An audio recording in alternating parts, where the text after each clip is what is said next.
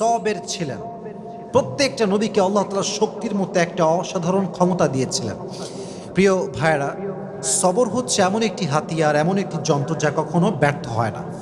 সবর এমন একটি যন্ত্র যা কখনো বৃথা যায় না, এবং সবরকে আল্লাহ তাআলা এমন একটি তীর বানিয়েছেন যা কখনো লক্ষ্যভ্রষ্ট হয় না, এবং সবরকে আল্লাহ তাআলা এমন একটি দুর্গ বানিয়েছেন যা কখনো ধ্বংস হয় না। একটা বিষয় খেয়াল রাখেন, ওয়াসবিরু ইন্নাল্লাহা মা'আস সাবিরিন। আল্লাহ তাআলা বলেছেন তোমরা ধৈর্যশীল হও, এবং মনে রেখো যে সবর করে, যে ধৈর্যশীল হয়, তার সঙ্গী হয় একজন, তিনি কে? আল্লাহ তার সঙ্গী হয়। এখন প্রশ্ন হচ্ছে যে সবর, ওয়াই সবর ইজ মোস্ট ইম্পর্ট্যান্ট? সবরটা গুরুত্বপূর্ণ কেন? আমার চোখে চোখ রাখেন, আমি একটু বোঝাবার ট্রাই করি যে সবরটা গুরুত্বপূর্ণ কেন। আচ্ছা, একটু ফিল